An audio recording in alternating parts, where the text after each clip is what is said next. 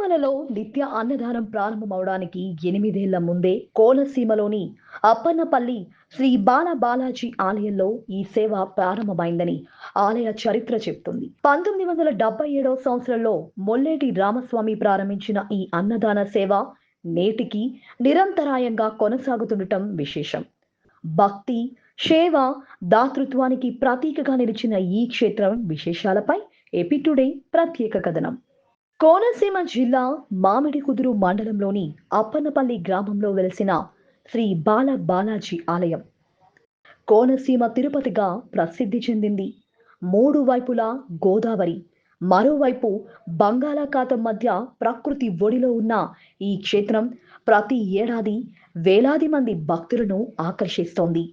ఆలయ వ్యవస్థాపకులు మొల్లేటి రామస్వామి భక్తుడు ఆకలితో వెళ్ళకూడదు అనే సంకల్పంతో 1977లోనే నిత్య అన్నదాన కార్యక్రమాన్ని ప్రారంభించారు. ఇదే అన్నదాన కార్యక్రమం తిరుమలలో 1985లో ప్రారంభం కావడంతో అప్పన్నపల్లి ఆలయంలో 8 ఏళ్ల ముందే అన్నదానం మొదలైందని ఆలయ వర్గాలు చెప్తున్నాయి. అప్పన్నపల్లిలో నిర్వహిస్తున్న అన్నదానాన్ని చూసిన అప్పటి ముఖ్యమంత్రి నందమూరి తారక రామారావు టీటీడీ అధికారులతో అధ్యయనం చేయించినట్లు ఆలయ నిర్వాహకులు పేర్కొంటున్నారు. నిత్య అన్నదానంతో పాటు వసతి, కళ్యాణ మండపాలు, ఇతర సేవా కార్యక్రమాలతో అప్పన్నపల్లి శ్రీ బాలాజీ ఆలయం భక్తులకు సేవలందిస్తోంది.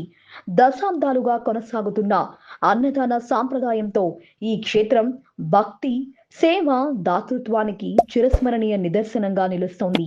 అయితే దీనికి సంబంధించి అధికారిక చారిత్రక ధృవీకరణపై ఇంకా స్పష్టత రావాల్సి ఉందని కొందరు అంటున్నారు.